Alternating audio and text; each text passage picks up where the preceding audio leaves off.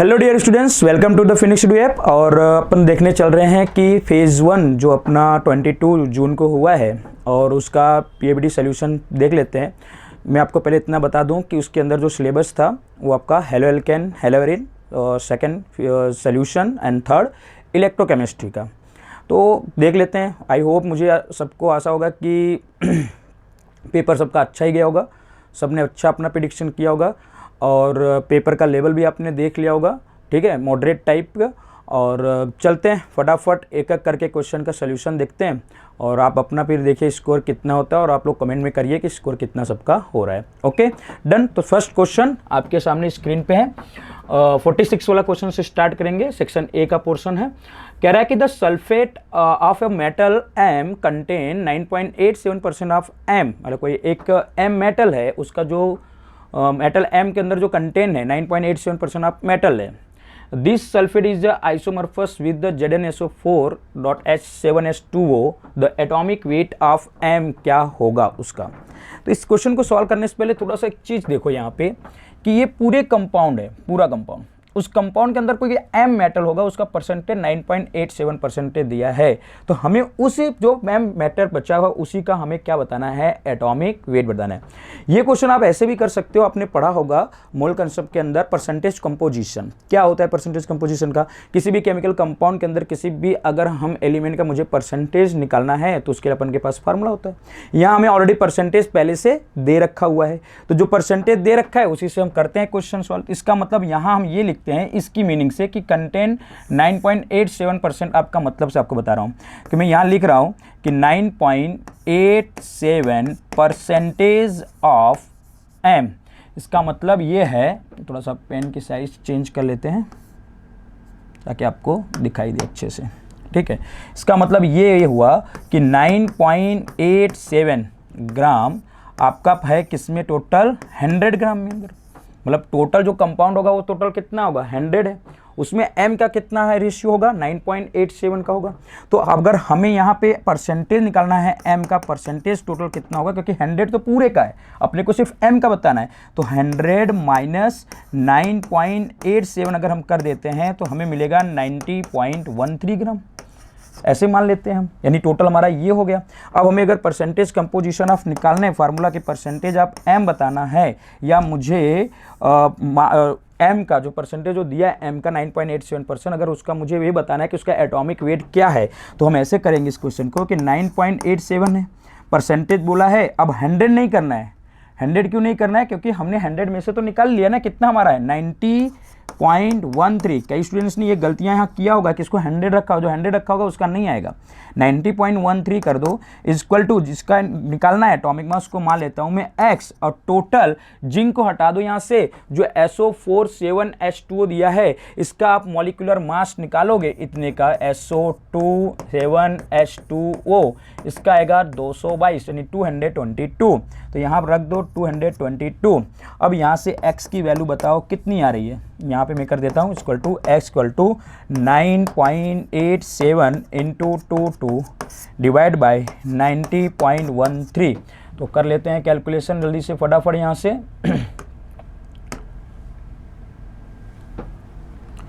तो करते हैं क्या, 9.87 इंटू 222, ये आएगा आपका यहाँ पे 2191.14 डिवाइडेड बाई 90.13। इसको इक्वल कर लो, यहाँ पे कर लो कितना कि 2191.14 डिवाइड बाई 90.13, ये आ रहा है 24.31। कितना परसेंट आया, 24.3%। तो इसका परसेंटेज जो वेट होगा, सॉरी परसेंटेज नहीं, वेट होगा 22.53 ग्राम। तो किसका होगा, ये कौन सा ऑप्शन इसमें है, थर्ड ऑप्शन इज राइट है। देख लीजिए सोल्यूशन आपके पास से डन। चलते हैं नेक्स्ट क्वेश्चन की तरफ। नेक्स्ट क्वेश्चन कह रहा है कि haemoglobin contain 0.33% of iron by weight. The molecular weight of haemoglobin is approximately 67200। The number of iron atom atomic weight 56 present in the 1 molecule of haemoglobin. तो आप इसको भी ऐसे ही कर सकते हैं जैसे नेक्स्ट अभी हमने किया है, ठीक है। कितना परसेंट दिया है, 0.3%। 0.3% का मतलब क्या हो जाएगा बेटा, यहाँ पे 100 इज इक्वल टू, यहाँ पे जिसका निकालना है हमें, क्या निकालना है उसका पहले मान लेते हैं, पहले उसका हम मास निकाल लेते हैं, ठीक है। तो उसको मान लेते हैं क्या, x, और टोटल कितना दिया हमें 6700। तो यहाँ से कर लेते हैं क्या, x is equal to 0.33 into 6700 divided by कितना आ रहा है, 100 आ रहा है। तो इसको मल्टीप्लाई करके देख लेते हैं फटाफट, 0.33 इंटू 67200, ये आ रहा है आपका कितना, 22176 डिवाइडेड बाई 100, डिवाइडेड बाई 100, ये आ रहा है कितना आपका यहाँ पे 221.76 आ रहा है। ये आपका टोटल आ गया मास। अपन मास निकालना ना, एटॉमिक मास निकालना होता है, इस तरह से निकालेंगे ना। टोटल यहाँ पे दिया ना, इसका मॉलिक्यूलर वेट दिया हुआ था अपने को x, उसका क्या निकालना है, एटॉमिक वेट निकालना है। तो एटॉमिक वेट उसका यहाँ से निकाल लिया हमने। अब जो भी टोटल इसका एटॉमिक वेट आ रहा है उसमें आयरन का दिया है कितना होता है, 56। तो हमें यहाँ पे नंबर ऑफ मॉलिक्यूल बताना है कि n इक्वल टू, तो यहाँ पे आप कितना रखोगे, 221.76 डिवाइड बाई एक एटॉमिक आयरन का कितना है, 56 है। तो यहाँ डिवाइड बाई कितना कर दो, 56, एक मिनट, कितना है 221.76 डिवाइडेड बाई 56, ये आ रहा है 3.96। अप्रॉक्सीमेट इसका हो जाएगा कितना, 4 हो जाएगा, ले लो, डन। कितना हो जाएगा, 4। तो इसका कौन सा ऑप्शन है राइट, 4, डन। एकदम सिंपल है, परसेंटेज कंपोजिशन से रिलेटेड एक क्वेश्चन दिया हुआ है, डन। चलिए नेक्स्ट करते हैं। What is the mass of the precipitate from the 50 ml of the 16.9% solution of AgNO3 is mixed with the 50 ml of the 5.8% of NaCl solution? Good, एकदम मस्त क्वेश्चन है।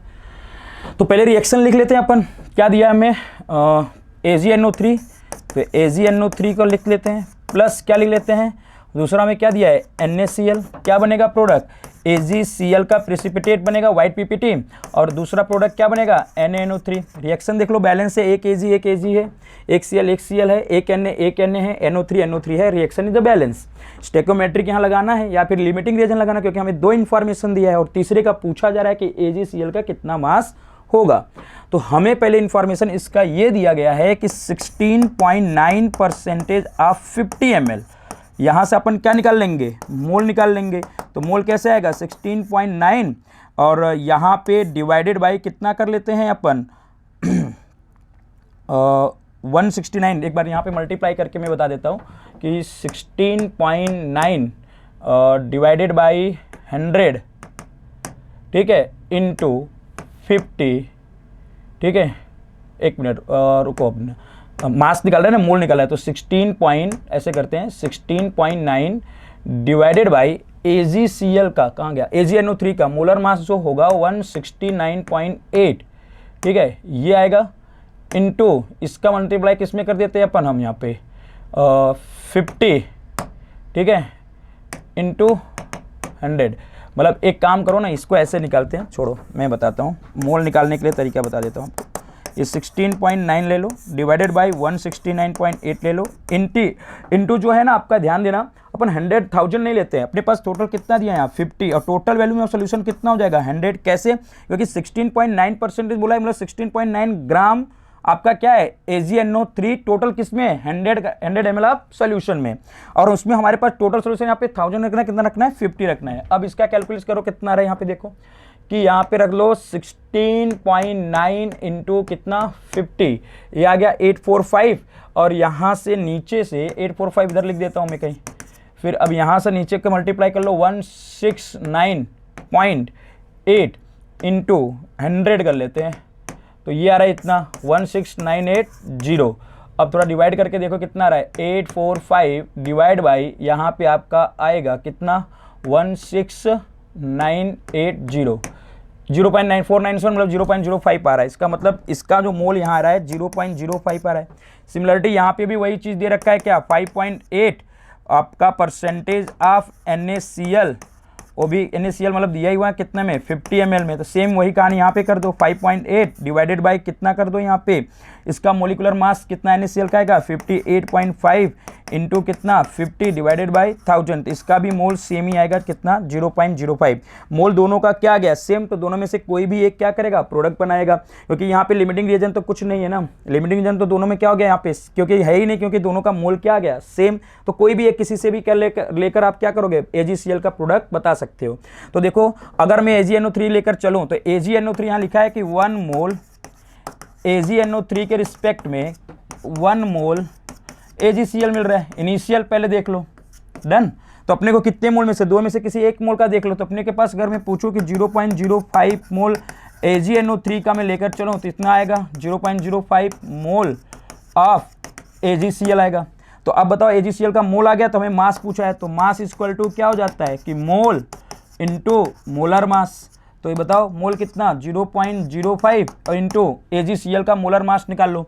Ag का कितना दिया है 107.8 और Cl का कितना है 35.5, तो कर लो इसको 107.8 प्लस 35.5 कितना रहा है 143.3 मल्टीप्लाई 0.05 कितना रहा है 7.1, मतलब कि 7.165, मतलब लगभग कितना ग्राम 7 ग्राम आएगा।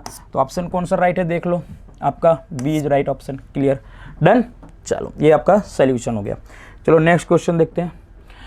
A gaseous compound of the nitrogen and hydrogen contain the 12.5% by mass of hydrogen. The density of the compound is relative to the hydrogen is 16. The molecular formula of the compound is, मस्त एकदम। अब बताओ किसका percentage दिया है, hydrogen का कितना दिया है 12.5, तो बताओ परसेंटेज। तो बताओ नाइट्रोजन का कितना हो जाएगा 100 माइनस 12.5 कर लो भाई, सीधा सीधा, ठीक है। तो कर लो 100 माइनस 12.5, तो कितना आएगा 87.5 आएगा, ये 87.5%। तो अब यहाँ पे रख लो, क्या रख लेते हैं पहले हम नाइट्रोजन, यहाँ क्या ले लेते हैं हाइड्रोजन। नाइट्रोजन का कितना 87.5, हाइड्रोजन का कितना 12.5, ठीक है, डिवाइडेड बाय इसका कितना 14, इसका कितना 1। चलो आगे देखो क्या आ रहा है यहाँ से 87.5 डिवाइड बाई 14, ये कितना आ रहा है 6.25, और ये कितना है 12.5, इसका रेशियो किसका है 6.25। तो नेक्स्ट में अगले स्टेप लेता हूँ 6.25 डिवाइड बाई 6.25, यहाँ 12.5 डिवाइड बाई 6.25, ये तो आएगा कितना 2, ये कितना आएगा 1। तो नाइट्रोजन 1, यानी कि वहाँ मैं पूछूँ कि नाइट्रोजन और हाइड्रोजन का जो रेशियो है वो क्या आ रहा है यहाँ पे 1:2। तो ये हमारा क्या हो गया एम्पिरिकल फार्मूला। हमें क्या पूछा है मॉलिक्यूलर फार्मूला, तो n इंटू क्या होता है एम्पिरिकल फार्मूला। अब n कहाँ से आएगा कि given molecular mass, given molecular mass upon molecular mass of empirical formula. तो गिवन मॉलिक्यूलर मास कहाँ से आएगा, हाइड्रोजन की डेंसिटी में दिया हुआ है कितना 16, तो डेंसिटी इक्वल टू क्या होता है मॉलिक्यूलर वेट बाई 2, तो molecular weight equal to 16 into 2 कर दो, तो कितना आ जाएगा 32, तो यहाँ लिख लोगे 32। अब जो हमें एम्पिरिकल फार्मूला आया है क्या NH2 आया ना, इसका अगर मैं ऐसे लिखूँ तो NH2, इसका निकालो कितना आएगा मॉलिक्यूलर मास। नाइट्रोजन का कितना 14, 2 हाइड्रोजन कितना हो गया 16 इंटू कर दो, डिवाइड करोगे कितना आ गया 2। अब यहाँ पे रख दो आप कि molecular formula equal to 2 into NH2, तो क्या आ जाएगा N2H4 आ जाएगा।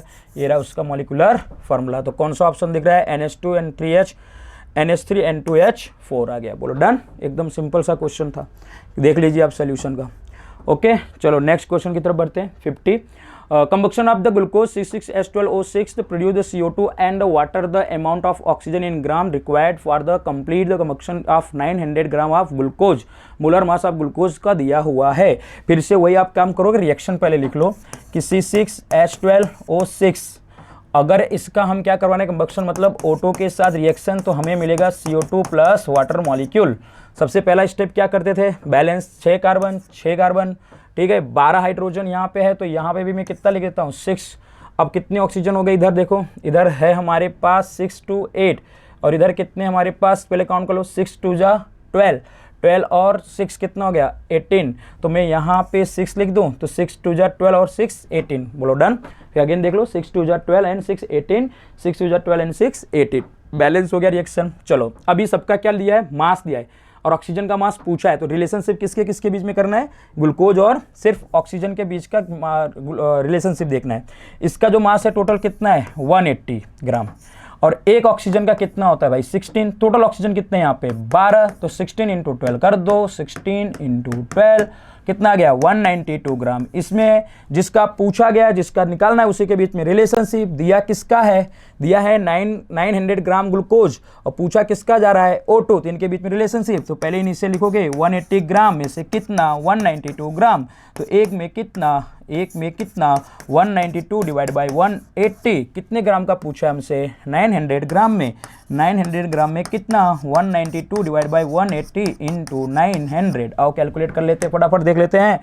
192 इंटू कितना कर देते हैं 900, ठीक। अब ये लिख लो यहाँ पे डायरेक्टली सीधा 172,800 डिवाइडेड बाय 180 960 आंसर आएगा इसका 960, 480 800 एरा 960। बोलो डन।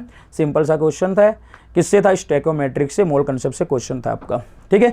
अच्छा इसके अंदर एक चीज़ मैंने और बताना भूल गया कि सिलेबस के अंदर 11 का भी था, कौन सा मोल कंसेप्ट, और दूसरा कौन सा है आपका रेडॉक्स का भी है। डन। तो टोटल 5 चैप्टर का मिला के 11 के 2, 3 12 के मिला के फेज 1 आपका इस पीएबीटी में कंप्लीट करना था, ठीक है। चलो फिर आओ नेक्स्ट क्वेश्चन देखते हैं। 51 विच of the following redox reaction. अब रिडॉक्स रिएक्शन आपको पता है कि ऐसा रिएक्शन होता है जिसमें ऑक्सीडेशन और रिडक्शन दोनों होना चाहिए। डन। तो चलो देख लेते हैं H2SO4 विद NOH का रिएक्शन देख लो, तो न्यूट्रलाइजेशन रिएक्शन है, तो इसमें देखोगे कि सबका ऑक्सीडेशन किसी का क्या होगा चेंज नहीं होगा, हाइड्रोजन उसमें भी उतना होगा, ऑक्सीजन का उतना ही होगा, सल्फर का भी वहां पे करोगे तो जो प्रोडक्ट बनेगा सेम ही आएगा, ठीक है। एटमॉस्फेरिक O3 से O2 जा रहे हो, O3 से O2 जा रहे हो तो इसमें ऑक्सीडेशन नंबर भी क्या होगा दोनों में सेम ही होगा। इवापोरेशन आप H2O का भी नहीं होगा, क्योंकि आप H2O से आप H2O का वाटर वेपर बना रहे हो, तो उसका मतलब उसमें भी ऑक्सीडेशन नंबर चेंज नहीं होने वाला है। अब ये देख लो डी में कि nitrogen oxide form nitrogen and oxygen, अगर N2 प्लस O2 का रिएक्शन करवा रहे हो तो 2NO लिख रहे हो, यहाँ 0 है, यहाँ 0 है, तो इसमें क्या हो जाएगा, ये -2 होगा तो ये क्या होगा +2 होगा। तो 0 से +2 मतलब क्या हो रहा है, चार्ज बढ़ रहा है तो ऑक्सीडेशन, 0 से -2 क्या हो रहा है, चार्ज घट रहा है तो रिडक्शन। तो इस रिएक्शन में क्या हो रहा है, रिडॉक्स रिएक्शन। तो ये वाला ऑप्शन क्या आपका राइट है। बोलो डन। चलो नेक्स्ट क्वेश्चन देखते हैं। In K2 the nature of the oxygen species and the oxidation state of oxygen atom are the respective. अब KO2 जो होता है सुपर ऑक्साइड होता है और इसका ऑक्सीडेशन नंबर ऑक्सीजन के कितना होता है -1/2 होता है। तो सुपर ऑक्साइड तो है लेकिन -1 नहीं, super oxide is -1/2। Yes right answer कौन सा आपका सेकंड है। पर ऑक्साइड आपको पता है H2O2, ठीक है, जिसके अंदर ऑक्सीजन के बीच में सिंगल बॉन्ड होते हैं, ठीक है। चलो ठीक, नेक्स्ट करते हैं 53। अब ये बैलेंसिंग कैसे क्वेश्चन है, 2MnO4 BC2O4 2 plus CH plus give to the XMn+2 plus YCO2 plus ZnH2O। Above the equation is balance with the integer coefficient value of C बताना है। तो काम करते हैं रिएक्शन को लिखते हैं ना, इधर 2MnO4 माइनस प्लस B को ऐसे रखते, B जगह गाली कर देते हैं यहाँ पे C2O4 2 plus H plus give, यहाँ पे क्या लिखते हैं Mn+2 plus CO2 plus H2O। अब इसको बैलेंस करते हैं, पहले बात 2 Mn है तो 2 Mn यहाँ लिख दो, ठीक है। अब देख लो इधर ऑक्सीजन कितने, इधर कार्बन कितने हैं 2 हैं, इधर कार्बन 2 हैं, तो पहली बात इधर भी कार्बन कितने कर देते हैं 2।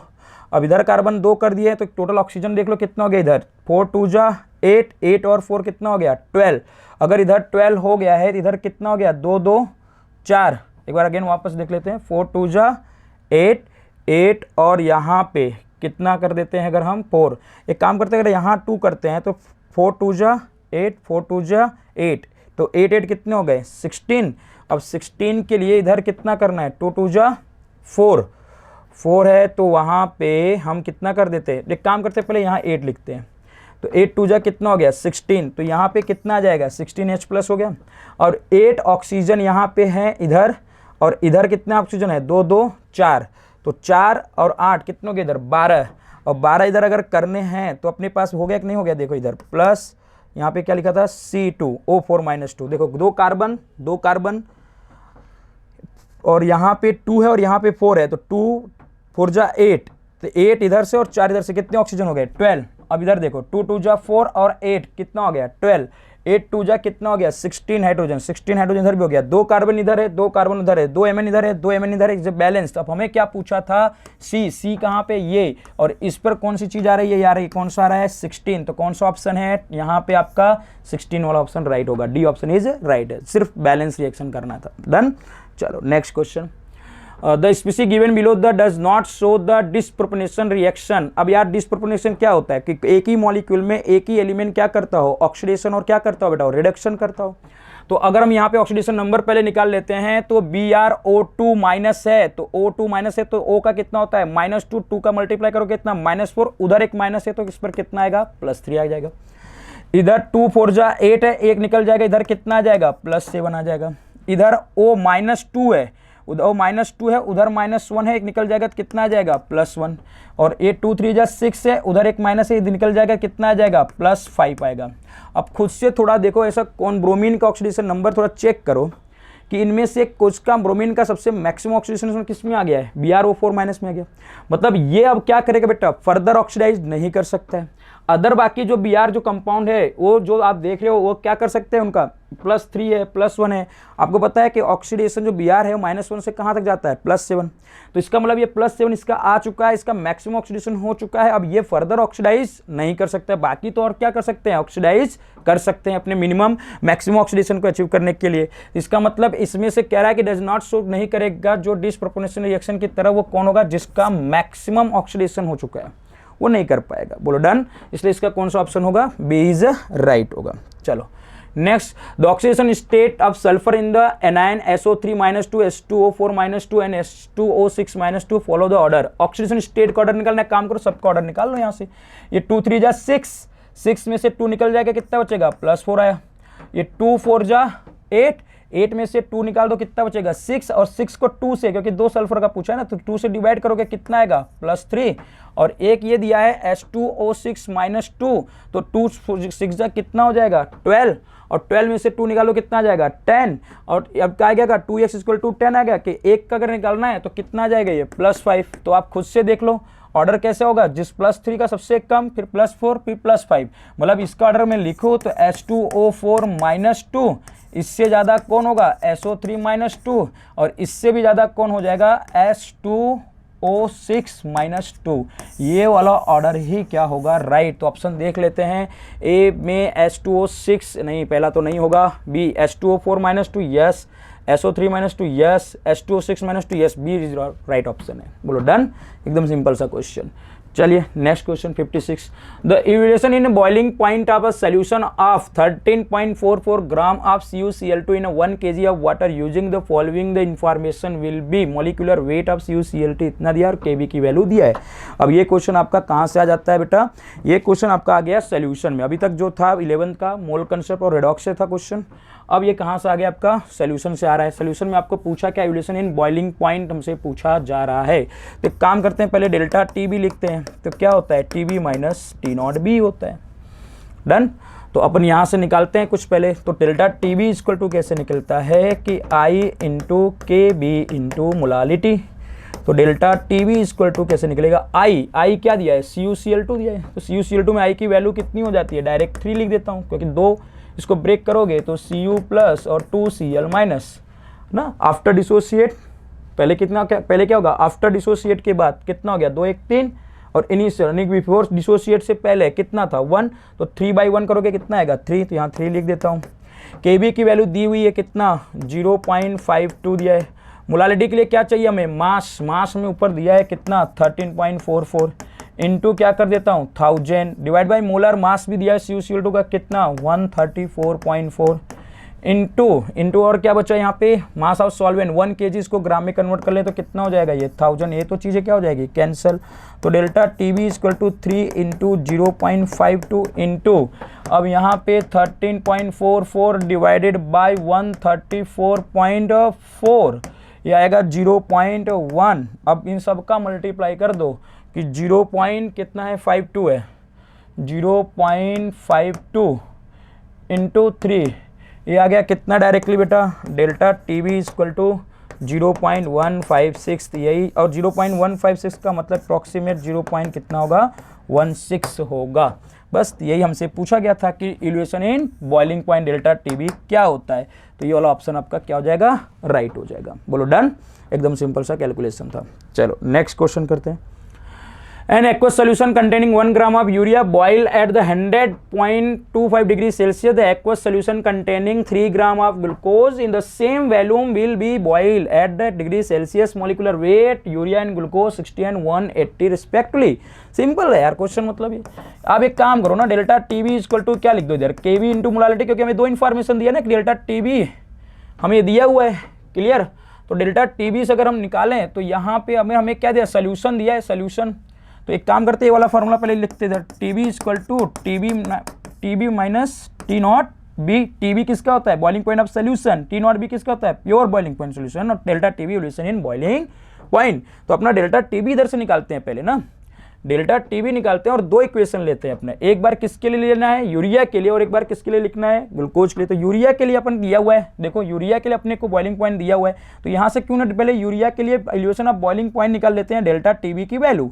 तो डेल्टा टीबी इक्वल टू यहाँ में मैं लिखूंगा 100 माइनस 2 पॉइंट, और वाटर का बॉइलिंग पॉइंट 100% कितना होता है, 100 ही होता है ना, तो ये आ गया 0.25 डेल्टा टीबी की वैल्यू। चलो ये काम यहाँ तक कर लिया। अब यहाँ पे लिख लो 0.25 इक्वल टू केबी। केबी दिया नहीं है तो इसका मतलब कि काम करो ना, इसको एक केबी के फॉर्म में रख लो, कोई दिक्कत नहीं है। अब मोलालिटी में आपके पास क्या होता है, मास बाय मोलर मास होता है, ठीक है, मास बाय मोलर मास। तो मास इसका दिया है यूरिया का कितना 1, और यूरिया का मोलर मास कितना होता है 60। ये इक्वेशन बना लो फर्स्ट। सेकंड इक्वेशन लिखता हूँ, डेल्टा टीबी किसके लिए, ग्लूकोज के लिए। चाहे तो आप लिखना चाहे तो यहाँ पे मेंशन कर लो, यहाँ पे मैं यूरिया लिख देता हूँ, और इसके बाद मैं लिखने जा रहा हूँ किसके लिए, ग्लूकोज के लिए। तो केबी इंटू उसका भी फॉर्मूला क्या होता है, मास बाय मोलर मास। तो मास उसका कितना दिया है 3, उसका मोलर मास कितना होगा 180। अब इंटू यहाँ पे क्या होता है 1000, और डिवाइड बाय क्या होता है मास ऑफ सॉल्वेंट। अगर हमें मास ऑफ सॉल्वेंट का नहीं पता है तो इसका मतलब वो दोनों कांस्टेंट रख दो, कोई दिक्कत नहीं, हम डायरेक्ट इससे काम कर लेंगे। और ये यूरिया का हो गया। इक्वेशन नंबर 2, दोनों को डिवाइड कर लो, तो 0.25 divided by delta T B equal to K B by K B into, अब इसको कैसे लिखोगे 1/60, ऊपर हो जाएगा 180 डिवाइडेड बाई 3, ये इससे कैंसिल हो जाएगा, यहाँ पे कितना आ जाएगा टोटल 1, तो 0.25 डेल्टा टीबी इक्वल टू 1। तो डेल्टा टीबी इक्वल टू कितना आ गया 0.25। अब डेल्टा टीबी 0.25 आ गया, तो अब यहाँ आ जाओ, ग्लूकोज के लिए निकालना है तो उसके लिए, तो delta T B equal to T B अपने को निकालना है, और यहाँ 100 रख लो, और इसकी जगह कितना वैल्यू आई है 0.25, तो टीबी इक्वल टू क्या हो जाएगा, ये वैल्यू इधर आ जाएगी तो 100.25 ही आएगा ना। लो आंसर आ गया आपका। ग्लूकोज का बॉइलिंग पॉइंट कितना हो जाएगा 100.2 पॉइंट, बस वही हमें बताना है कितना होगा यहाँ पे। तो ऑप्शन कौन सा होगा, सी वाला ऑप्शन इज राइट हो जाएगा। बोलो डन। चलो next question, a solution of urea boil at 100 degree Celsius 0.18 degree Celsius at the atmospheric pressure if Kf and for water area 1.86 and 0.512 kg mole inverse respectively, the above solution will the freeze at degree Celsius। ठीक है, इसको भी question को देखते हैं कैसे solve कर सकते हैं। यानी यहाँ पे आप क्या करो ना, इस वाले फॉर्मूले में आ जाओ, डेल्टा टी एफ वाला, यहाँ अपने पास क्या होता था, अब होगा अपने पास T not F minus T F होगा। बोलो डन। चलो अब यहाँ से हमें सोल्यूशन का फ्रीजिंग पॉइंट दिया, यानी किसका टी एफ की वैल्यू दिया है, तो अपने को यहाँ से किसकी वैल्यू निकाल लेते हैं, डेल्टा टी एफ की वैल्यू निकाल लेते हैं। के एफ अपना दिया हुआ है, अवेलेबल सोल्यूशन ऑफ फ्रीजिंग हमसे पूछा जा रहा है। ठीक है, चलो कोशिश कर लेते हैं कि इसको सॉल्व कैसे कर देते हैं, कि डेल्टा टी एफ की वैल्यू निकालते हैं एक बार। तो ये क्या आता है, के एफ इंटू मोलालिटी आता है ना, के एफ इंटू मोलालिटी। तो वहाँ से काम बनेगा क्या, कुछ नहीं, वहाँ से तो हम नहीं करा सकते क्योंकि हमें सोल्यूशन ऑफ यूरिया दिया हुआ है। क्लियर, ये यूरिया है कि एरिया है यार, क्या दिया हुआ है, एक मिनट देख लेते हैं क्वेश्चन में क्या होगा, एक बार चेक कर लेता हूँ मैं।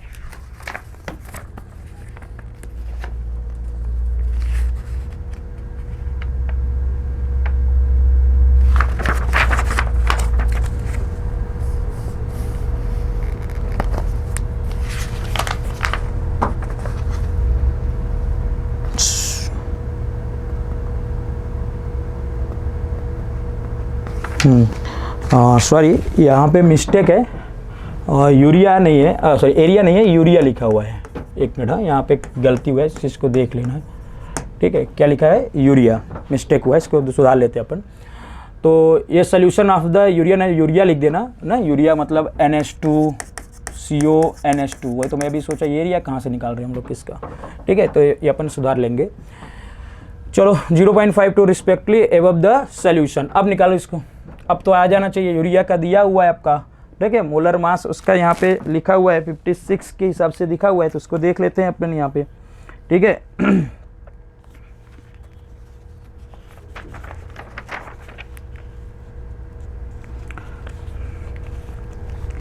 चलो अब निकाल लो इसको, यही वाला फार्मूला यूज करके, मोलारिटी वाला फार्मूला यूज करके अपने को निकालना है। तो डेल्टा टी बी यहाँ से कैसे निकलेगा कि delta T B is equal to, ये टी बी नहीं है सॉरी, ये आपका फ्रीजिंग पॉइंट बोला है ना, के एफ की वैल्यू दी है ना, हाँ, तो delta T F is equal to T not F, मैंने वहाँ लिखा है ना फार्मूला, तो चलो एक बार वापस से लिख ही देता हूँ। तो delta T F is equal to 0 minus यहाँ पे क्या आ जाएगा 100.18, ठीक है, ये आ जाएगा। तो लेकिन यहाँ पे भी एक चीज़ की दिक्कत हो रही है, 0.512 एंड 18 के एफ, इफ़ के एफ एंड वाटर एरिया के बी। एक्चुअली ये सवाल में ना एक और मिसप्रिंटिंग है, मैं अभी बता रहा हूँ कहाँ पे। ये आपको एक के एफ की वैल्यू दी है और एक के बी की वैल्यू दिया है, डन है यहाँ पे, यस, यहाँ पे के बी की वैल्यू दी है। तो आप ना दो इक्वेशन बना लेते हैं अपन, कैसे, एक यहाँ ये लिखेंगे delta T B equal to K B into molality, और दूसरा लिखेंगे delta T F equal to K F into molality, done. अब देखो दोनों की के बी की वैल्यू हमें दी गई है और डेल्टा टी बी हमें यहाँ इसका बॉइलिंग पॉइंट दिया हुआ है, तो मैं यहाँ से टी बी की वैल्यू निकाल लूँगा और डेल्टा टी बी की वैल्यू निकाल लूँगा ना, कैसे, delta T B equal to 100.18 minus 100, तो delta T B equal to यहाँ पे कितना आ जाएगा 0.18 आ जाएगा। अब मैं इसकी जगह रखूँगा 0.18 और के बी की वैल्यू कितनी दी हमें 0.512 इंटू मोलालिटी को कुछ मत रखो, ऐसे ही रहने दो, डिवाइड बाई यहाँ पे अब मैं डेल्टा टी एफ तो मुझे निकालना है, इसको ऐसे रहने देता हूँ, इसकी वैल्यू कितना दिया है 1.86 इंटू मोलालिटी, डिवाइड अगर हम करें तो यहाँ 0.18 नीचे क्या आएगा, डेल्टा टी एफ की वैल्यू मुझसे पूछा है, इधर लिखूंगा 0.512 अपॉन 1.86, डन। ये एम से क्या हो जाएगा कैंसल। तो अब बताओ यहाँ से delta T F equal to क्या आ जाएगा पॉइंट, यहाँ पे क्या लिखोगे, एक मिनट नीचे क्या लिखना है 1.86 है, तो अब यहाँ पे delta T F equal to हो जाएगा 0.18 इंटू 0.512, ठीक है, एक मिनट, ठीक है, 1.86 डिवाइडेड बाई 0.512, चलो मल्टीप्लाई कर लेते हैं फटाफट। तो 0.18 इंटू 1.86 ये आ गया, डिवाइडेड बाई 0.512, 0.65 आ जाएगा ना, कितना आ गया डेल्टा टी एफ वैल्यू 0.65। अब 0.65 डेल्टा टी एफ आ गया है, तो टी नॉट एफ माइनस क्या होता है टी एफ, तो डेल्टा टी एफ की वैल्यू यहाँ पे क्या रखूँगा 0.65, टी नॉट वैल्यू कितना 0 माइनस टी एफ, तो ये माइनस इधर आ जाएगा, तो टी एफ की इक्वल टू आएगा माइनस 0.65 आएगा इसका आंसर, राइट। कौन सा आंसर आएगा, माइनस 0.65 आएगा, डन। तो चलो ये वाला ऑप्शन कहाँ है देख लेते हैं, -6 पॉइंट है, 6.4, 0.65 माइनस 0.65 ये आ रहा है, डन। चलो डन, ये वाला ऑप्शन किसका राइट है, ठीक है। तो यहाँ पे थोड़ा मिस्टेक हुआ, देख लेना। एक मिस्टेक क्या हुआ था यहाँ पे कि ये के एफ की वैल्यू दिया और एक दूसरा में क्या दिया था के बी की वैल्यू, एंड के बी की वैल्यू हमें यहाँ पे दी गई है, और ये एरिया नहीं है, इसकी जगह हमें क्या लिखना है यहाँ पे यूरिया कर देना है, ठीक है। चलो हम लोग कर देंगे इसको और सॉल्व कर लो, इसको आ गया 0.65 आ गया। चलिए next question, which of the following salt has the same value of want of factor I is the as that K4 FeCN6, इसको ब्रेक करो यार, क्या आएगा 4K प्लस और यहाँ आएगा FeCN6 के ऊपर कितना लिख देंगे यहाँ पे -4, तो ये कितना आयन दिख रहा है 1 और ये कितना है 4, तो टोटल आई की वैल्यू यहाँ पे कितनी हो गई 5, अब 5 इसमें देख लो। इसको भी अगर आप ब्रेक करोगे तो 2 एल्यूमिनियम प्लस 3 और यहाँ आएगा SO4 3SO4 माइनस 2, तो इसमें भी आई की वैल्यू कितनी आ रही है 5। इसमें आई की वैल्यू मैं डायरेक्ट लिख देता हूँ, कितनी आएगी 2 Na+Cl है। इसमें आई की वैल्यू आएगी कितना, ये 3 और ये कितना हो गया 4, और इसमें आई की वैल्यू में देखो तो कितना आ जाएगा, ये 6 नहीं होगा 3 होगा, क्योंकि 2 है और एक SO4 -2 है। तो इसमें आई की वैल्यू कितनी आ रही है 5, और इनमें से किसकी आई की वैल्यू 5 आ रही है फर्स्ट, इसका कौन सा ऑप्शन है इसका 5 वाला जो ऑप्शन है ए में है, उसमें भी आई की वैल्यू कितना है 5 और अपना भी उसमें कितना आ रहा है आई की वैल्यू 5, तो ऑप्शन राइट इसको कौन सा होगा ए। चलो 60 वाला, if alpha is the degree of dissociation of Na2SO4 the want of factor I use the calculating the molecular mass। यार सिंपल है, Na2SO4 ले लो, ब्रेक करो, 2Na प्लस SO4 -2, मान लीजिए इनिशियल में 1 होगा तो ये 0 0 हो गया। आफ्टर टी टाइम के बाद डिसोसिएट होगा 1 अल्फा, तो यहाँ पे कितना 2 अल्फा और यहाँ पे कितना अल्फा। तो टोटल अगर मैं देखूँ कि आई की वैल्यू क्या होता है कि आफ्टर डिसोसिएशन कितना 1 alpha plus 2 alpha plus alpha divided by initial कितना है 1 है। तो मैं अगर देखूं तो ये 2 अल्फा और अल्फा कितना हो गया 3 अल्फा, एक निकल जाएगा, कितना बचेगा 1 प्लस 2 अल्फा बचेगा डिवाइड बाई 1। तो राइट ऑप्शन का होगा 1 प्लस 2 अल्फा। तो कौन सा ऑप्शन है यहाँ पे 1 प्लस अल्फा 1 अल्फा, ये वाला सी वाला ऑप्शन इज राइट है। डन। चलिए next question 61, a solution has 1:4 mole ratio of the pentane to hexane, ठीक है 1:4 mole ratio pentane to hexane है। The vapor pressure of the pure hydrocarbons at the 20 degrees Celsius are the 440 mm Hg for the pentane and 120 mm Hg for the hexane, तो the mole fraction of pentane in the vapor phase would be। अब याद हो कि एक formula होता है अपने पास कि PA = PT × YA।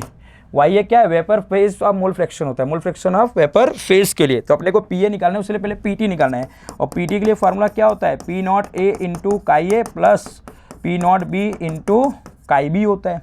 और PA की वैल्यू क्या आएगी यहाँ से एक में से ले लो, P0A × Ka की जो वैल्यू होगा वो किससे आ जाएगी PA की वैल्यू आ जाएगी, तो यहाँ से मिल ही जाएगा।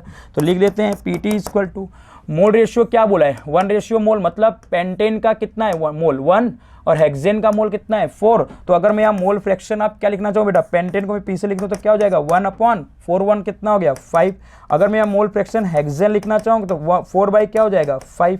डन। तो यहाँ पे लिखते हैं कि P0A उसके लिए कितना दिया है यहाँ पे 440 × 1/5 प्लस P0B कितना दिया है 120 × 4/5। तो देखते हैं यहाँ से PT कितना आ जा रहा है, तो PT अगर लाना है तो यहाँ पे 440 डिवाइड बाई कितना 5, सॉरी 440 डिवाइड बाई 5, सेकेंड वापस 440 डिवाइड बाई कितना करना हमें 5, तो कितना आ रहा है ये 88 आ रहा है। प्लस दूसरा हमें अगर करना है यहाँ पे 124 × 4 डिवाइड बाई कितना ये भी 5, तो ये कितना आएगा 96 प्लस 88 ये कितना आ गया 184। तो PT की वैल्यू कितनी आ गई 184। और एक मिनट सुन लो, यही PA की वैल्यू है ना, PA ये क्या हमारे पास PA लिखा है ना P0 × Ka, तो P0 × Ka की वैल्यू कितनी आ गई 88। तो यहाँ मैं लिख देता हूँ इस क्वेश्चन को कि 88 = यहाँ पे कितना 184 × YA, तो 88 डिवाइडेड बाई 184 = YA निकाल लेते हैं कितना आ रहा है यहाँ से, तो 88 डिवाइडेड बाई 184 कितना आ रहा है ये 0.478, YA = कितना आ रहा है 0.478। बस यही वाला ऑप्शन होगा राइट। देख लो कहाँ पे ये रहा, डी वाला ऑप्शन इज राइट, सोल्यूशन आपके सामने। डन। चलिए next question, on mixing of the heptane and octane from the ideal solution at the 373 Kelvin, the vapor pressure of the two liquid component heptane and octane are the 105 kPa and 445 kPa respectively. तो vapor pressure of the solution obtained by mixing 25 gram of heptane and 35 gram of octane will be kPa। Molar mass heptane और octane का आपको already दिया हुआ है, तो हमें क्या निकालना है total solution vapour pressure of the solution, यानी कि PT अगेन वापस निकालना है। तो फार्मूला अगेन वापस मैं लिख देता हूँ यही वाला जो यहाँ पे लिखा हुआ था। तो इसलिए हमें अब की बार क्या चाहिए काई ए की जगह में अभी यहाँ पे मुझे दो चीज़ दी है ना हेप्टेन ऑक्टेन, तो मैं काई H लिख देता हूँ और यहाँ काई ऑक्टेन मतलब O लिख देता हूँ। अब इसके लिए हमें इसका क्या दिया है मास दिया है, तो मास दिया तो मोल निकालेंगे ना, तो पहले NH का मोल निकालने के लिए मास 25 डिवाइडेड बाई मोलर मास कितना है हेप्टेन का 100। फिर इसी तरह से N ऑक्टेन इसका मास कितना दिया है 35 और उसका मोलर मास कितना है 114। तो पहले चलो इसको निकाल लेते हैं यहाँ से, पहले करते हैं 25 डिवाइड बाई 100, ये आएगा 0.25 और यहाँ हो जाएगा 35 डिवाइड बाई 114, ये आ रहा है 0.30, डन। अब यहाँ मोल फ्रैक्शन आप अगर H निकाल रहे हो तो 0.25 डिवाइडेड बाई 0.25 प्लस 0.30। अब यहाँ ऐड कर लो 0.30 प्लस 0.25, तो यहाँ आएगा 0.25 डिवाइडेड बाई 0.55, तो यहाँ 0.25 डिवाइडेड बाई 0.55, ये कितना आ रहा है देखना पड़ेगा इधर। हाँ, ये आ रहा है 0.45 आ गया। मोल फ्रैक्शन किसका? हेक्टेन का आ गया। अगर मोल फ्रैक्शन हेक्टेन आ गया तो ऑक्टेन का कितना हो जाएगा? 1 माइनस 0.45। अब इसमें से माइनस कर देते हैं कितना? 1, तो ये देख लो कितना आ जाएगा? 0.54, डन। तो दोनों का मोल फ्रैक्शन निकल गया। आ जाओ इधर। अब तो PT is equal to P not A कितना दिया है? 105 इंटू, अभी काई एक जगह के हेप्टेन का लिख दे रहा हूँ मैं, 0.45 प्लस P नॉट B कितना दिया है हमें? 45 इंटू काई B हमें कितना आ गया? 0.54, डन। तो थोड़ा सा फिर से अगेन कैलकुलेशन कर लेता हूँ फटाफट। तो 105 इंटू 0.45, ये आ गया 47.25, लिख दो यहाँ पे 47.25 प्लस ये कितना होगा? 45 इंटू 0.54, ये आएगा 24, और प्लस 47 पॉइंट कितना? 25, एक मिनट कितना करते हैं? 47.25 प्लस इसका कितना आया था? 45 इंटू 0.54, ये आएगा था 24.3, अब प्लस 47.25, 71.55 मतलब 72 के आसपास आना चाहिए, डन। चलो, तो फर्स्ट ऑप्शन इज राइट है। देखिए यहाँ पे लिख देता हूँ 24.3, टोटल आ रहा है कितना? 72 आ रहा है अप्रॉक्सीमेट। तो फर्स्ट ऑप्शन इज राइट हो गया, बोलो डन। तो ये आपका कैलकुलेशन से आ गया आंसर, बहुत इजी क्वेश्चन था। चलो next question, which of the following liquid pair show the positive deviation from the Raoult's law. Positive deviation का भाई सिंपल सा एग्जांपल कौन सा होता है? पॉजिटिव डेविएशन, ये तो आपका नेगेटिव डेविएशन क्योंकि वाटर प्लस नाइट्रिक एसिड है। ये रहा आपका सीधा सीधा बेंजीन प्लस मिथेनॉल, जिसमें अंदर पॉजिटिव डेविएशन में क्या होगा? इसका ए का इंट्रैक्शन और बी का इंट्रैक्शन क्या होना चाहिए? जो ऑब्जर्व होता है और एक क्या होता है? कैलकुलेशन होता है। तो जो कैलकुलेशन का अगर पॉजिटिव बोला है तो कैलकुलेशन का क्या आना चाहिए? ज़्यादा उससे ऑब्जर्व से, इसलिए इसका ऑप्शन कौन सा होगा? B, benzene plus methanol, direct answer है इसका। concentrate aqueous sulfuric acid 98% H2SO4 by mass and has the density of the 1.80 gram per ml. Volume of the acid required to make 1 liter of 0.1 molarity H2SO4 solution is। तो एक काम करते हैं, यहाँ पे 1 litre के नहीं, ये वाला कंसेप्ट लगा दो, M1V1 इक्वल टू M2V2 लगा दो, तुम कोई दिक्कत नहीं आएगा। और ये M1 कहाँ से आएगा कि तुम्हें यहाँ पे 98% क्या दिया? H2SO4 और डेंसिटी तुम्हें दिया, तो इसका एक फार्मूला मैं बताता हूँ। Molarity equal to W/W into density into 10 divided by molar mass. तो मोलारिटी W/W कितना लिख दो? 98, डेंसिटी कितना? 1.80 इंटू कितना? 10, मोलर मास कितना? 98 से क्या हो जाएगा? कैंसिल। तो 1.80 इंटू 10, 18 आएगा यहाँ पे टोटल मोलारिटी। अब मोलारिटी 18 आ गया और उसका हमें क्या पूछा? यहाँ पे वैल्यूम ही पूछा होगा ना, वैल्यूम ऑफ द। हाँ, तो V1 इक्वल टू, या एक काम करते हैं ना, इसका वाला यहाँ रख लेते हैं ना जो पहले वाला दिया है, M1V1। तो हमें कितना दिया है यहाँ पे? 1 लीटर। तो एक मिनट आते हैं, M1V1 इक्वल टू M2V2। तो यहाँ पे लिखेंगे 0.1 into 1 equal to 18 into V2। तो V2 equal to 0.1 into 1 divided by 18। तो V2 equal to 0.1 divided by 18। तो ये देख लेते हैं कितना आ रहा है? 0.1 डिवाइडेड बाई, एक मिनट गलती हुई है, अच्छा एक मिनट, ये जो भी आ रहा है इसमें लीटर ml में होगा, तो इंटू, एक मिनट देखता हूँ किस में आ रहा है इसका आंसर। हाँ, 0.0055 आ रहा है, ठीक है। अब यहाँ से डिवाइडेड बाई 1000, अब फिर से देख लेता हूँ कितना। हाँ, 5.55 आ रहा है, ठीक है। ये ml में आएगा, ये आंसर जो आपका, सॉरी ये लीटर में आएगा ना। हाँ, ये लीटर में आएगा, आंसर अपने को ml में देना है, गुड। तो इसका मतलब डिवाइड बाई कितना कर दोगे? 1000, तो आएगा 5.5 ml, डन। तो राइट ऑप्शन कौन सा होगा? सी इज राइट ऑप्शन। भाई अपना लीटर आ रहा है ना 0.0055 लीटर में रखा था, तो लीटर से अगर ml में लाना है तो 1000 से डिवाइड कर दो तो 5.55 ml आ जाएगा। बोलो डन। चलो नेक्स्ट क्वेश्चन करते हैं। A graph of the vapor pressure and the temperature for the three different liquid X, Y and Z the show the below the following interference are made। और यार इसके अंदर एक चीज देख लो, एक कंसेप्ट बता देता हूँ, boiling point directly proportional force of attraction. तो बॉइलिंग पॉइंट देख लो किसका सबसे ज्यादा दिख रहा है, 3 पे देख लो कौन है, Z, 2 पे कौन है, Y, X पे कौन है, 293 बॉइलिंग पॉइंट किसका है, X का। तो इसका मतलब अगर मैं बॉइलिंग पॉइंट का ऑर्डर लिखना चाहूँ तो ऐसे है किसका, Z का, और वही उसका फोर्स ऑफ अट्रैक्शन, तो मतलब ऐसा लिखूंगा एक्स का कम होगा किससे, वाई से कम किसका होगा, जेड। ये इसकी बॉइलिंग पॉइंट का ऑर्डर होगा और यही उसका किसका होगा, फोर्स ऑफ अट्रैक्शन का भी ऑर्डर होगा। तो देख लो यहाँ पे ऑप्शन पढ़ो पहले कि X has higher intermolecular interaction compare to the Y. X तो लोअर है ना यार, एक्स तो कह रहा है हायर किससे, वाई से, तो एक्स तो लोअर है, तो इसका वाला पहला गया। X as a lower interaction, हाँ एक्स तो lower interaction compare to the Y, हाँ यस सही है। देखो एक्स का कम है वाई से, तो इसका मतलब ये वाला ऑप्शन आपका क्या होगा, राइट होगा। जेड कह रहा है कि लोअर, अरे जेड तो हायर है, इसलिए कौन सा ऑप्शन होगा इसमें, बी। तो बी में इसमें अगर आपको बताना है, ए ऑप्शन यहाँ लिखा है कि ए होगा अकेला, कि बी में खाली सी होगा, सी में बी होगा, और डी में कह रहा है ए एंड सी। तो ए और सी तो ऐसे ही नहीं है, इसमें हमें पूछा है ना कि so the below the following correct action Y Z के लिए, तो इसका सही ऑप्शन कौन सा होगा, सी, यानी कि बी वाला ऑप्शन की करेक्ट होगा। बोलो डन। सिंपल सा क्वेश्चन था। A set of the solution is prepared using 180 gram of water as the solvent and 10 gram of different non-volatile solute A, B and C. The relative lowering vapor pressure in the presence of other these solute in the order। यार एक काम करो, relative lowering vapour pressure RLVP P not A minus P A upon क्या होता है, P not A equal to mole fraction, ठीक है, non volatile. और नॉन वोलेटाइल का आपका सबको मास दिया था, यानी कि जो भी यहाँ पे खिला होगा, तो अगर मैं यहाँ पे लिखूंगा तो यहाँ पे क्या लिखूंगा, मोल अपॉन मोलर मास।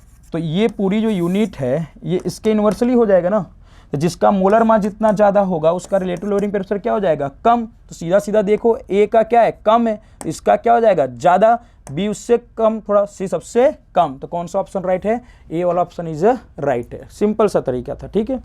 चलो the mixer the from maximum boiling point azeotrope, maximum बोला है तो मतलब नेगेटिव डेविएशन की बात हो गई, और नेगेटिव डेविएशन में किससे आता है, नेगेटिव डेविएशन जो किसका होता है, वाटर प्लस नाइट्रिक एसिड ही होता है। भाई सिंपल सा है, कोई भी एसिड के साथ अगर कुछ भी लिखा हुआ है डायरेक्ट आगे तो कौन सा होगा, नाइट्रिक एसिड ही, और वाटर का ही नेगेटिव डेविएशन शो करता है, और वही हमारा मैक्सिमम बॉइलिंग पॉइंट एजोट्रॉप होता है। चलो next, the current flowing in a copper voltmeter is 1.6 ampere, the number of Cu plus ion is deposit at the cathode per minute are. ठीक है, तो एक काम करते हैं, Q इक्वल टू क्या होता है, I इंटू टी, मतलब एक काम करते हैं ये लिखते हैं ना, Q equal to N into e होता है। ठीक है, अपने को number of Cu plus ion बताना है, चार्ज कितना हो, तो Q इक्वल टू क्या लिखते हैं, I into T equal to N into E. I कितना दिया है 1.6, और यहाँ पे क्या दिया है हमें, टाइम पर मिनट, मतलब 60 सेकेंड में कर देता हूँ डायरेक्ट। n निकालना है, चार्ज 1.6 इंटू 10 के पावर में कितना, -90। ये एक में Cu का लिख रहा हूँ, मैं 2 Cu का निकालना है, डिवाइड कर देंगे लास्ट में। तो यहाँ n इक्वल टू हो जाएगा 1.6 इंटू कितना 60 डिवाइडेड बाई 1.6, मैं यही 2 कर भी देता हूँ क्योंकि 2 Cl प्लस दिया ना, 2F फ्राइडे के लिए हो जाएगा, इंटू 10 के पावर -90। तो ये तो कैंसिल हो जाएगा, तो 60 बाई कितना आ जाएगा 2, मतलब ये हो जाएगा 30, और ऊपर हो जाएगा 10 के पावर में 90, 10 के पावर में 90। और अगर मैं इसको लिखना चाहूँ 3 इंटू 0, 10 के पावर में 20, तो यही वाला ऑप्शन आपका राइट होगा। कौन सा ऑप्शन है, बी इज राइट ऑप्शन। बोलो डन, सीधा यहाँ से कर सकते थे। The atomic weight of the silver and copper 108 and 64, a silver voltmeter and a copper voltmeter are connected in the series, and when the current is past the 10.8 gram of the silver is deposited, the mass of copper deposited will be gram। तो simple सा है यार, इसमें आप क्या लगा दो, इसमें आप एक चीज़ लगा दो, कौन सा, फ्राइडे का सेकेंड लॉ लगा दो। कौन सा होता है, W1 by W2 equal to E1 by E2। चलो W1 कितना है यहाँ पे 10.8 दिया हुआ है। अब W2 तो हमें क्या करना है, निकालने के लिए पूछ रहा है। E1 कितना 108, किसका, सिल्वर का। अगर इक्विवेलेंट वेट निकालोगे तो मॉलिक्यूलर वेट अपॉन क्या होता है, n फैक्टर। तो मॉलिक्यूलर वेट दिया है 10, तो उसका n फैक्टर Ag पर कितना होता है 1 ही, तो इसका 108 हो गया। दूसरा, अब यहाँ पे इक्विवेलेंट किसका निकालोगे, कॉपर का, तो मॉलिक्यूलर वेट कितना होता है 63.5 डिवाइड बाई उसके ऊपर कितने प्लस चार्ज होते हैं 2, तो डिवाइड बाई 2 कर लो। तो ये आपको लिखा भी होगा, यहाँ पे मास दिया होगा वो रखना, सॉरी 63.5 नहीं लिखो बल्कि 64 लिख लो, डिवाइड बाई 2, तो सीधा सीधा 32 आ जाएगा। यहाँ पे क्या रख दो 32, तो आ जाएगा W2 equal to 10.8 into 32 divided by कितना 1, सॉरी यहाँ मिस्टेक हुआ है 108, हाँ 10.8 इंटू 32 डिवाइडेड बाई 108 कर लेते हैं एक बार फटाफट यहाँ से यार। आई आएगा 0.1, 3.2 आएगा यार इसका आंसर, सीधा करो ना 3.1, अरे 8.1 हो जाएगा और 0.1 इंटू 32 करोगे तो 3.2 आ जाएगा। डन, तो सही ऑप्शन कौन सा होगा आपका, सी इज करेक्ट आंसर। बोलो डन। चलिए next 70, during electrolysis of the water the volume of O2 liberated is 2.24 DMQ, DMQ मतलब लीटर है। The volume of the hydrogen liberated under the same condition. यार एक बार बताओ, 2 मोल ऑफ वाटर लेते हो तो आपको यहाँ 2H2 प्लस क्या मिलता है O2। आपको एक किसका दिया है इन्फॉर्मेशन, O2 का दिया हुआ है ना, कितना दिया है 2.24, तो इन दोनों के बीच में रिलेशनशिप देख लो ना कि किसका दिया है, 1 मोल में कितना हमें दिया है, 1 मोल O2 के रिस्पेक्ट में कितना मोल है 2 मोल है, और 1 मोल O2 में कितना वैल्यूम है 2.24, तो यहाँ पे 2 इंटू क्या हो जाएगा, मोल H2 लिख देता हूँ, 2.24 कर दो H2, तो ये कितना आ जाएगा 4.48 आ जाएगा, सीधा सीधा लिख देता हूँ यार 4.48। बोलो डन। चलो नेक्स्ट क्वेश्चन करते हैं। The product from when an aqueous solution of NaBr is electrolysed in the cell having the inert electrode. यार NaBr एक्वस बोला है तो NaBr को ब्रेक करोगे तो क्या आएगा Na plus Br minus, aqueous बोला है तो वाटर, तो ये H प्लस और OH माइनस। अब एनोड आया और इधर कैथोड आया, तो एनोड के ऊपर कौन सा होता है पॉजिटिव और कौन आएगा नेगेटिव, Br और OH माइनस में किसकी तरफ जाएगा Br ऑक्सीडेशन करेगा, Br यहाँ पे क्या करेगा ऑक्सीडेशन, तो Br2 प्लस 2 इलेक्ट्रॉन, और इन दोनों में कौन आएगा यहाँ से H प्लस 2 इलेक्ट्रॉन को गेन करके क्या बनेगा H2, तो H2 आ रहा है Br2 आ रहा है और बच क्या रहा है इसके अंदर Na प्लस और OH माइनस मिलकर क्या बन रहा है NaOH। तो यही 3 प्रोडक्ट मिलेंगे आपको, देख लो कहाँ पे, ये रहा H2 Br2 और NaOH। An acidic solution of the dichromate is the electrolyte for the 8 minute using the 2 ampere current as per the following equation, Cr2O7 minus 2 plus 14H plus 6 electron to give 2Cr plus 3 7H2O. The amount of Cr plus 3 is obtained by the 0.104 gram. The efficiency of the process in percentage. Good. तो एक काम करते हैं, तो पहले देखो 6 electron मतलब 6 Faraday हो गया, और उसके अंदर एक क्रोमियम का मास कितना दिया है 52, तो हमारे पास कितना क्रोमियम है 2, तो उसमें कितना हो जाएगा 104 ग्राम, तो एक फैराडे में निकाल लेंगे कितना हो जाएगा 104 अपॉन 6 इंटू 96500 में लिख देता हूँ डायरेक्ट। Done, okay. तो अपने को पहले ये पता करना है कि 8 मिनट और 2 एम्पियर करंट में कितना चार्ज लग रहा है, तो निकालते हैं यहाँ पे Q equal to I into T से, तो Q इक्वल टू 2 लिखता हूँ, T कितना 8 और मिनट दिया तो 60 में कन्वर्ट कर देता हूँ, तो यहाँ से आ जाएगा 960 नहीं 9660 कुलाम आ जाएगा, सॉरी।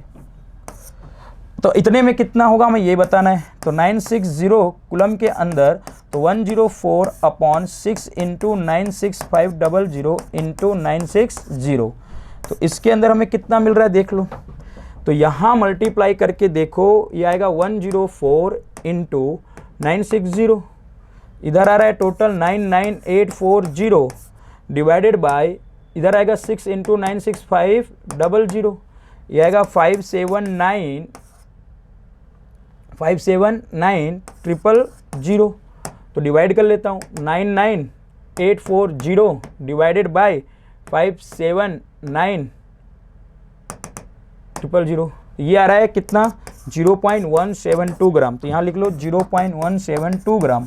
अब एफिशिएंसी निकालना है ना कि कितनी एफिशिएंसी है, तो यहाँ पे लिख लो एफिशिएंसी परसेंटेज, कितना मास दिया था पहले इसका 0.104 डिवाइड बाय कितना आया है 0.172 इंटू परसेंटेज निकालना है तो 100, तो कर लो यहाँ पे 0.104 डिवाइडेड बाय 0.172 ये आएगा 60 इंटू मल्टीप्लाई 100 करोगे तो कितना आ जाएगा 60 आ जाएगा, सीधा सीधा बोल दे रहा हूँ।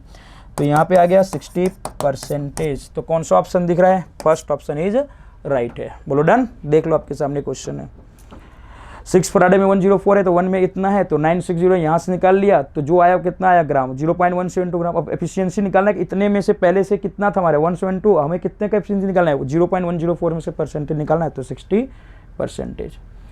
The specific conductance of the 0.1 normality KCl solution at the 23 degree Celsius is the 0.012 ohm inverse centimeter inverse. The resistance of cell containing the solution at the same temperature was found to be 55 ohms.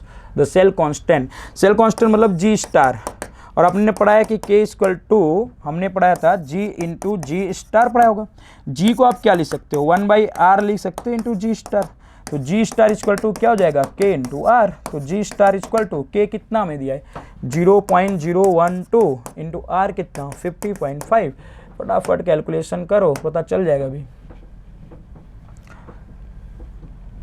तो यहाँ पे लिख लो 0.012 into 55, 0.66 आ गया।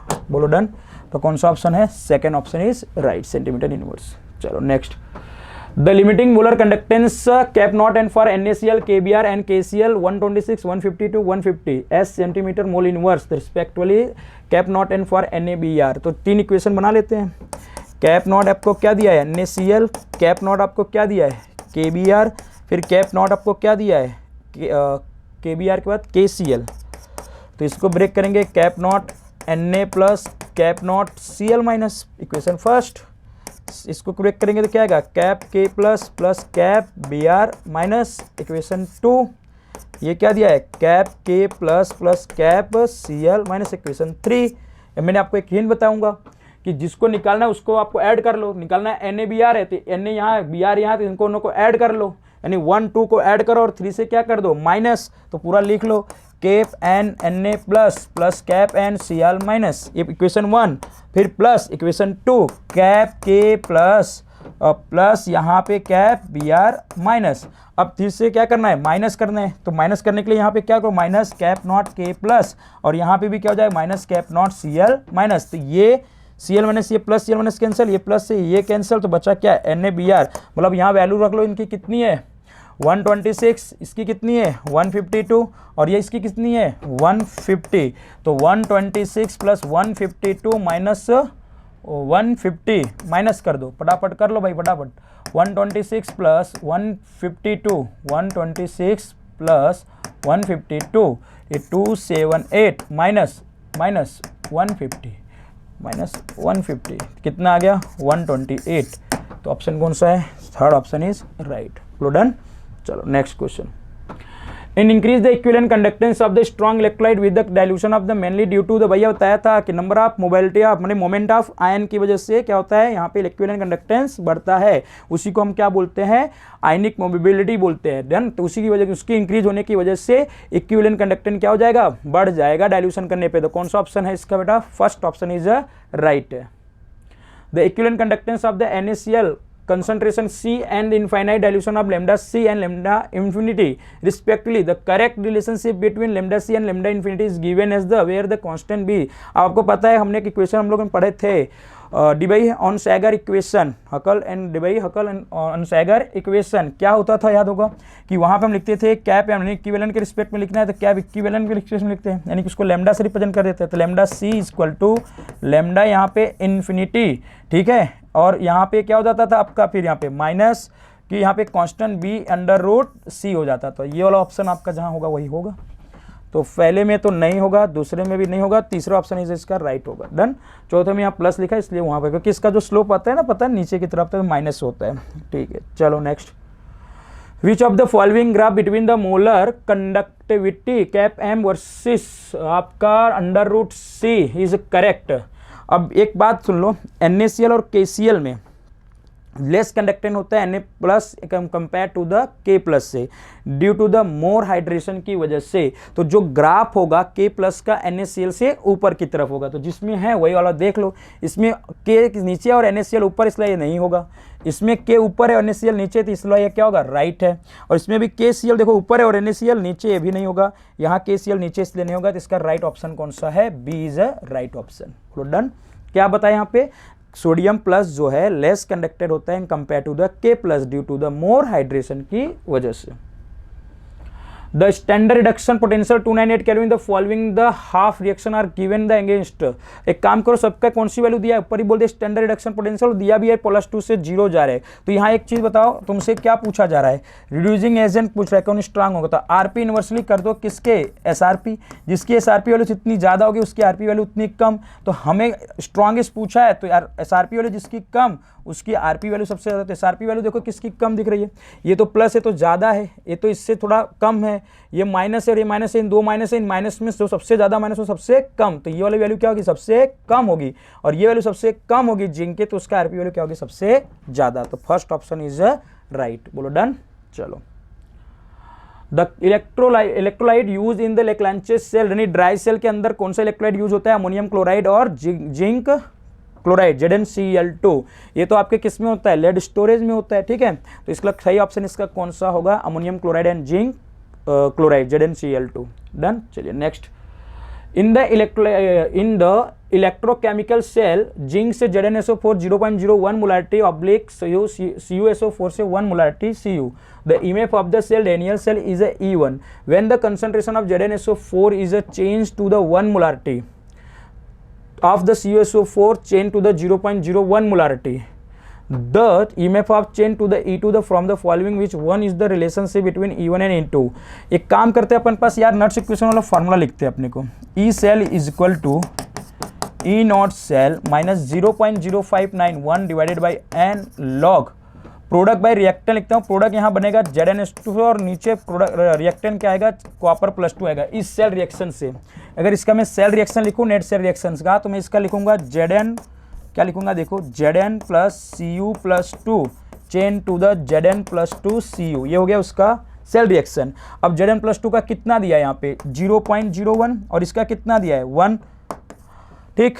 अब मैं यहाँ पे एक चीज लिख रहा हूँ कि जो ई सेल होता है, ये ई सेल कब बढ़ जाती है आपकी ई सेल, कि जब आपका Cu+2 का कंसंट्रेशन बढ़ेगा तब। और ई सेल आपकी घट तब जाती है जब Zn+2 का कंसंट्रेशन यहाँ पे क्या हो जाएगा, बढ़ जाएगा। मतलब Zn+2 क्या है, प्रोडक्ट, और ये क्या है, रिएक्टेंट। इस चीज का ध्यान, ये कंसेप्ट लगाना है यहाँ पे। तो पहले जो दिया हुआ है देख लो, पहले तो ये दिया हुआ था, तो इसका मान लीजिए जो E1 आएगा, अब इसका जो E1 आएगा कुछ आएगा, मान लीजिए कुछ भी आ जाता है, समथिंग हम कैलकुलेट करके कहेंगे कुछ वैल्यू आती है, बट यहाँ पे प्रोडक्ट जो Zn+2 है, जो प्रोडक्ट है उसका कंसंट्रेशन रिएक्टेंट के कंसंट्रेशन से क्या है, कम है। अब ये कह रहा है क्वेश्चन के अंदर हम पलट देते हैं, यानी कि चेंज कर देते हैं। चेंज क्या कह रहा है कि इसको अब कर देते हैं कितना 0.01 और इसको क्या कर देते हैं 1 कर देते हैं। तो कंसेप्ट यहाँ पे देखो आ जाएगा वापस से ये वाली, तो ये वाली कंसेप्ट में करोगे तो मैं अगर यहाँ कंसंट्रेशन में 1 कर दूं और नीचे 0.01 कर दूं, तो अब बताओ कंसंट्रेशन किसका ज्यादा हो जाएगा, प्रोडक्ट का ज्यादा हो जाएगा। तो प्रोडक्ट का कंसंट्रेशन ज्यादा होने के बावजूद भी ई सेल उसका क्या हो जाता है, कम। इसका मतलब अगर हम E1 और E2 के कंपेयर में देखें तो यहाँ पे E1 की वैल्यू क्या जाएगी, E2 से ज्यादा ही आएगी ना। सिंपल सी बात है यार, एकदम आसान भाषा में, ठीक है। कैलकुलेट करके भी देखोगे तो आंसर वही आएगा। अगर नहीं करना है तब ये दो फैक्टर से आप पता कर सकते हो। तो इसका ऑप्शन कौन सा होगा, बी इज करेक्ट होगा E1 और E2 से। बोलो डन। चलिए next question, when the ethyl alcohol C2H5OH react with the thionyl chloride in the presence of the pyridine in the product। अरे यार लिख लो कि C2H5OH SOCl2 के साथ pyridine के प्रेजेंस में, तो ये बन जाते हैं भैया H2H5Cl प्लस एक क्या होगा HCl प्लस SO2, यही मिलता है आपको प्रोडक्ट। तो देख लो कहाँ पे है ये product, D option is right होगा यहाँ से। बोलो डन। चलो next question, decreasing order of the reactivity of HX in reaction ROH HX is RX plus H2O। ये तो सिंपल सा है, तो आपको पता है फ्लोरीन क्लोरीन ब्रोमीडिन आयोडीन हेल्काइल हैलाइड है, तो अब फ्लोरीन की रिएक्टिविटी क्या होती है, ज़्यादा। पोलराइजेशन देखोगे तो यानी यहाँ पे आई की क्या होगी, सबसे ज़्यादा होगी। तो फर्स्ट ऑप्शन इज राइट होगा। Treatment with the ammonium excess the ethyl chloride will the yield, ammonium excess और इथाइल क्लोराइड, तो यार यहाँ पे लिख लो C2H5Cl ethyl chloride plus ammonia, यहाँ लोन पेयर पहले कराओगे तो C2H5NH2 ये आएगा। अगेन वापस C2H5 का रिएक्शन इसके साथ कराओगे तो यहाँ आगे आएगा C2H5N C2H5 और यहाँ आएगा H, एक लोन पेयर। अगेन वापस C2H5Cl का रिएक्शन कराओगे तो C2H5N C2H5 और यहाँ पे भी क्या आएगा C2H5 लोन पेयर। अभी एक लोन पेयर बचा है तो अभी भी क्या कराओगे C2H5Cl का रिएक्शन कराओगे तो यहाँ आएगा N के ऊपर अब पॉजिटिव और यहाँ पे क्या हो जाएगा C2H5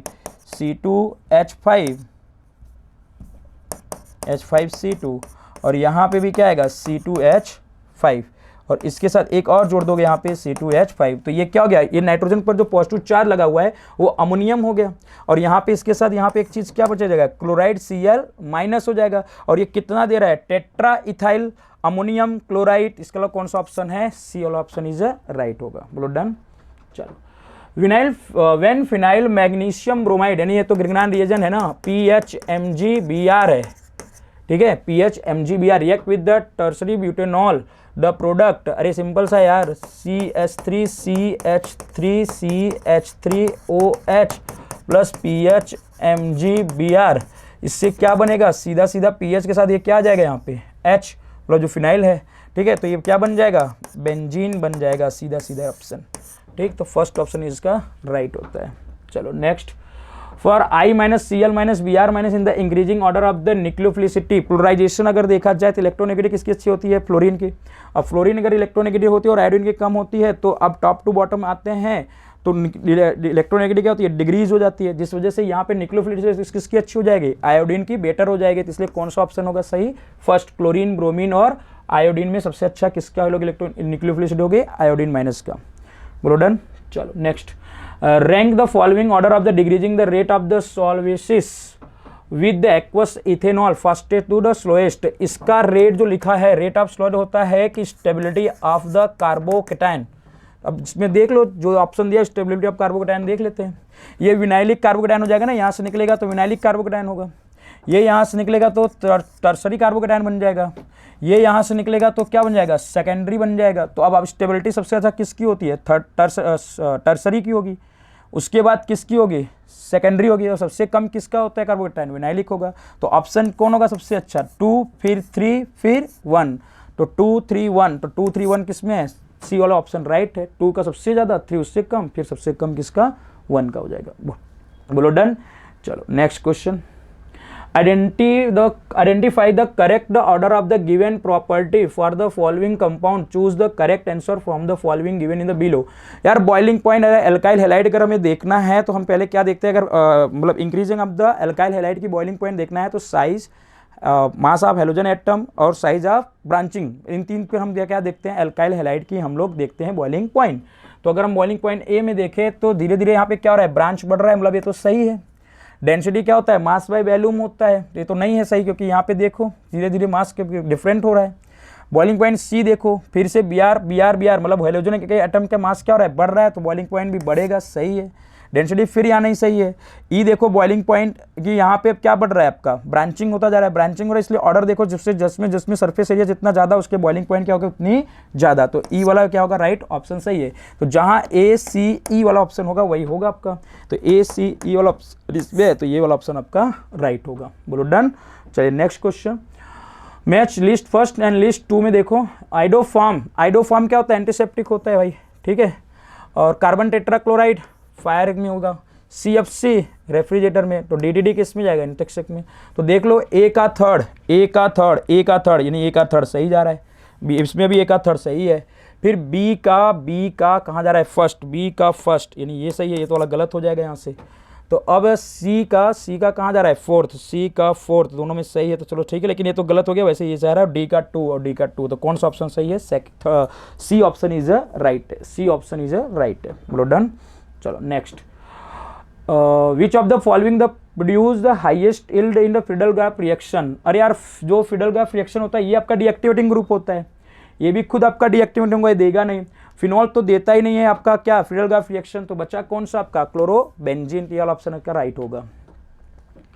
Which of the following alkyl halide give the only one product excluding the stereoisomer when the undergo E2 reaction, E2 मतलब elimination by molecular reaction। अब एक बात देखो, एलिमिनेशन करोगे तो जो आपका अल्फा और बीटा पोजीशन से क्या निकलना है, प्रोटॉन निकलना है, यानी एच निकलना है। तो यहाँ निकलने के चांसेस कहाँ कहाँ है, देखो मैं यही बताता हूँ। एक तो यहाँ से एच निकलेगा, एक जो यहाँ पे लिखा है ना आपके पास CH3, तो CH2 और यहाँ पे एक एच निकलेगा इससे, तो नहीं दो जगह चांस है ना कि एक तो यहाँ से और एक तो यहाँ से निकलेगा, जिस वजह से ये दो प्रोडक्ट बनाएगा, एक ऐसा बनाएगा, डन, यहाँ पे हो जाएगा ये, और एक कौन सा बनेगा, और ये यहाँ से Cl निकल रहा है और यहाँ से H, मतलब एक यहाँ बनेगा। तो ये दो प्रोडक्ट हमें पूछा है कि इसमें सिर्फ एक ही प्रोडक्ट मिले थे, तो दो दे रहा है। इसमें भी अगर हम देखें तो एक H यहाँ से, ठीक है, और एक H यहाँ से निकलेगा, तो मतलब इनके बीच में बनेगा, और एक H कहाँ से निकलेगा आपको सोचो, यहाँ से, तो एक तो इधर बनेगा, दो प्रोडक्ट इसमें भी होगा, तो ये भी नहीं होगा। तीसरे में अगर देखें तो एक H यहाँ से, एक H यहाँ से, तो यहाँ से निकालोगे एक प्रोडक्ट यहाँ बनेगा और एक प्रोडक्ट यहाँ बनेगा। डी वाला ऑप्शन में देखो H यहाँ है और एक H यहाँ है, तो यहाँ और इन दोनों में से अगर निकालोगे तो प्रोडक्ट जो बनेगा दोनों में क्या होगा, सेम होगा, यानी एक ही प्रोडक्ट मिलेगा। तो ये वाला ऑप्शन इसका क्या होगा, राइट होगा, डी वाला ऑप्शन इज करेक्ट होगा, जो आपको क्या करेगा, E2 रिएक्शन के लिए आपको स्टीरियोआइसोमर इंक्लूडिंग करके आपको एक ही प्रोडक्ट देने वाला है। तो ये आपका इस फेज 1 का पीएबीटी का सबसे लास्ट क्वेश्चन था 90 वाला, जिसका ऑप्शन कौन सा आया, डी आया। तो आई होप अपना क्रॉस चेक कर लेना, ठीक है, क्रॉस चेक करके जो भी स्कोर हो रहा है आप स्कोरिंग अपना मेंशन कर देना बेटा, कमेंट बॉक्स में डाल ही देना है, ठीक है। और जो क्वेश्चन आपसे नहीं हुए, जो क्वेश्चन आपके गलत हो रहे हैं, तो उनको करेक्ट इनकरेक्ट फॉर्म बना के उसमें अंडरस्टैंडिंग, एरर, वीक टॉपिक, ये चीज़ आप मेंशन करके आप चीज़ों को यूटिलाइज करो कि कहाँ हमारी वो चीज़ें गलती हुई। कैलकुलेशन मिस्टेक हो रहा है तो आप उसको मेंशन करो कि कैलकुलेशन हमारा इजीली फास्ट हो, और अगर कहीं टॉपिक अंडरस्टैंडिंग नहीं हो पा रहा तो उस टॉपिक को अंडरस्टैंडिंग करनी होगी। Thank you so much.